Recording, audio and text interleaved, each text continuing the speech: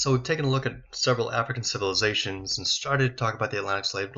Let's move forward as far as from capture to that destination of the Americas.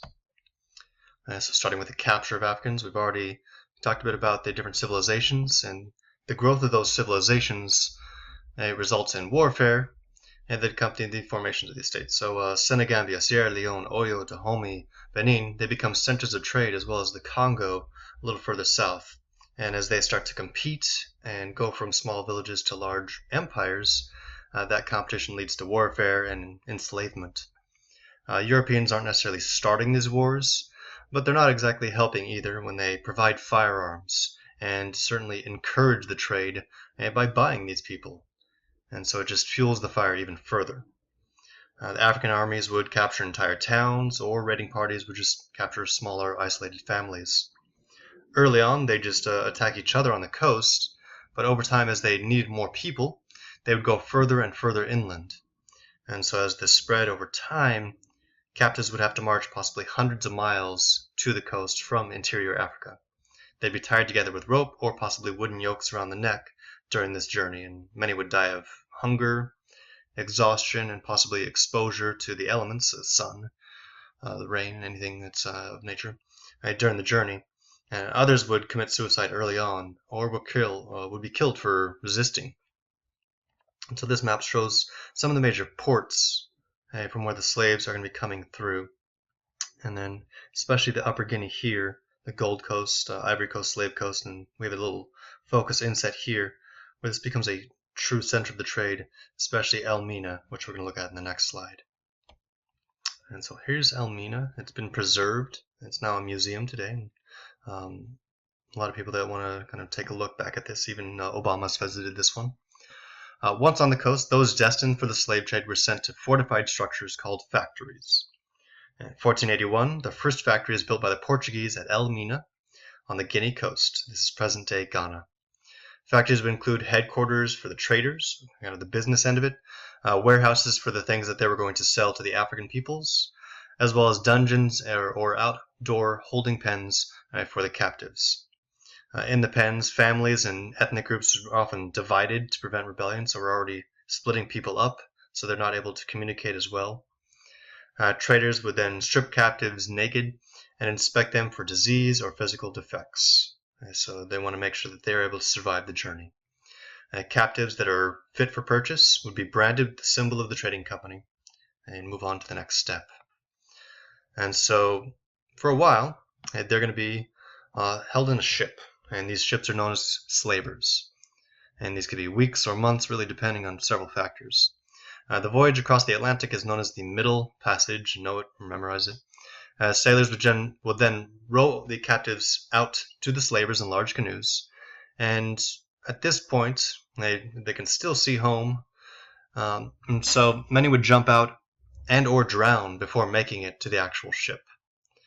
And from there, they would follow the route of Columbus, so they're going to go West Africa, the Canary Islands, the Windward Islands, off to America, and so it's this natural wind pattern. So it's not Columbus's fault. He just found the natural wind pattern that makes it easiest to get there. And this route's going to include pretty strong winds as well as westward currents. And this speeds this along, if you can catch those specific currents, to between 2 and 3 months. And so this becomes a major part of the triangular trade, is this natural pattern of movement of the wind. The variation really depends on a couple facts in nature. It could be 40 days, it could be 6 months, depending on how nature wants to treat you. You can get the doldrums, which is a complete lack of wind. That'll really slow things down. Or you can get too much wind with a hurricane, which could destroy ships, crews, and entire cargoes of people. On occasion, Europe would go to war, quite often. And these slave ships would be prized targets. So if the Spanish had a slave ship, the English, if they were at war with the Spanish, would attack and be able to steal and sell those slaves. So we get competition that would slow down the trade because of the competition in war. And this is also the age of piracy. The Pirates of the Caribbean are also going to be targeting these slave ships as possible ways to get money by stealing the entire ship. And so between 1650 to 1725, this is the height of the pirate age, but it's also the real height of slavery, and so they're involved too. And then going back, notice again, a large part is going to be going to the Caribbean, and that's going to be what we're talking about in the next couple parts. Slave ships, they tended to be small and pretty narrow. A ship size is measured in tonnage, how many tons it is, and determining how many slaves a ship could carry, the formula is 2 slaves per ton. And slaves could carry 2 slaves per ton, but captains would often ignore this formula. So even though there were specific laws saying, okay, if you have a big ship, you can carry a lot of people. Little ship, a little people. Captains would break this rule all the time. A large ship of 300 tons was expected to carry 600 slaves, so you do double. Some would keep their cargo light, calculating that if you had less people, and if it's less crowded, you're going to have a lower mortality rate. They're more likely to live. And if there's less people, they're less likely to revolt. So some captains would pack a light. But that wasn't common. Most captains were tight packers, hoping that if they packed the ship as much as they could, the large numbers would offset the increased deaths. So they'd put it in as many people as they could, hoping that only a few would die, and if a few die, they've got extras. One example over here is the Henrietta Marie, from 3 different views. And it's a British ship that sailed from London in 1699, and it would have been fully loaded with 240 slaves, but instead the captain decided, let's go with 350. And so we can see this is a little overloaded, resulting in a higher mortality rate. More people are dying because they're so packed together. And they're in closer contact with people that may have disease, and they're going to get less food. Another ship designed for 450 would often carry 600, so these are overpacked ships. The cargo space on a lot of these slavers was generally about 5 feet high, and the carpenters would half this space by building shelves, so we can see this would be about 5 feet high on the Henrietta. But to pack in more people, they'll throw in some shelves, and these shelves, these planks, would be about 5.5 feet long by 1.3 feet wide, with 20 to 25 inches of headroom, so it's a very, very uncomfortable little bunk with no padding at all. Male slaves would be chained together in pairs to prevent rebellion. Women and children most often were lodged separately from the men. More on the slavers. The British ship Brooks, this becomes a very famous print as an example of how tight these ships were packed. And so the British ship Brooks is from Liverpool, England, a major port, in the 1780s, and it's often used to kind of illustrate this packing. Diagrams were distributed by the abolitionists, so this is going to have some bias, but despite this bias, it's pretty accurate according to most historians. The number of deaths was high as a result of these crowded and very unsanitary conditions. So in this case, we've got the Brooks.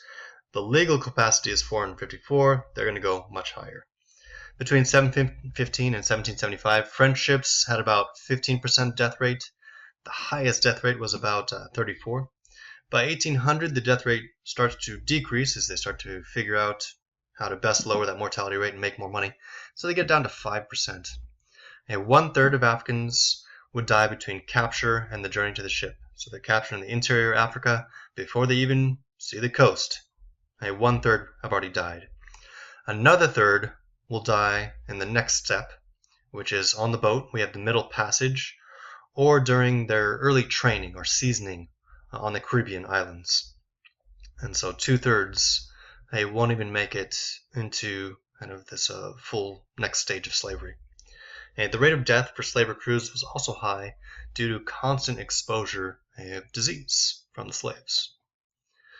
What did they eat? Provisions. So slavers would leave Europe with food for their crews, things the Europeans wanted to eat: beans, cheese, beef, flour, and grog, which is a mix of rum and water. In West Africa, the slavers would stock up on local goods to feed the slaves. So they're going to load up on things like pepper, palm oil, lemons, limes, yams, plantains, and coconuts, especially yams, plantains, to get some starch. Meat and fish was pretty rare, so the crews really didn't share that with the captives too often. They kept that for themselves. Crews would feed the slaves twice a day, usually in shifts, and it's not going to be great. It's going to be some porridge or a very lean stew distributed from a bucket. Slaves would be given wooden spoon to dip into the buckets, and then they'd just have to hold on to that spoon. And the spoons would often be lost below deck, so they just have to use their hands to dip into the buckets and feed themselves that way. And this led to massive spread of disease, as they're not going to be able to really wash their hands in between, and everyone's sharing and eating from the same bucket. Over time, food was often reduced to make room for more slaves, so they would have a very bare minimum of food. Profits from increased cargo would offset the losses from inevitable deaths on board. So they'd lose more people, but by carrying more people as well, it'll work out. Malnutrition and weakened immune systems would lead to these increased deaths. Many would refuse to eat at all and would die, despite forced feedings from the crew, where they would literally shove the food through a funnel into the slaves' throats. But many would still die, as they would force themselves into starvation to prevent a life as a slave. Diseases would often threaten the crews and the slaves. Anytime they got an outbreak of disease, it's going to be a serious risk to the people, the slaves, as well as the rest of the crew. And so they'll get outbreaks of malaria, yellow fever, measles, smallpox, hookworm, scurvy, dysentery, all that fun. Smallpox and dysentery would be the worst killers, as they really spread quickly. Smallpox would affect the crew and the people down below. Dysentery is going to be most often down below because it's going to be unsanitary. Death rates start to drop after 1750 when ships become faster, but also ship surgeons start to know more about hygiene and diet. And we also start to get vaccinations against smallpox. And so medicine takes a step forward, and it does help a bit. Most slavers will only have 3 to 4 toilet tubs for possibly hundreds of slaves below deck. And if you couldn't reach the tubs, like if you were sick or if you were a kid and you couldn't reach, you go to the bathroom where you are, and this is going to really spread the disease, especially things like dysentery. And so it gets pretty bad. The surgeons, so these are kind of pseudo-fake doctors. Ship surgeons, so every ship was supposed to have some type of medical expert. In many cases, they were frauds. They really had no medical training, and medical schools were pretty weak back then. So if you said you were a surgeon, you're a surgeon. Congratulations. Others, even if they did study extensively, they had to work with the limited medical knowledge of the time. So the medicine just wasn't great. It hadn't advanced very much.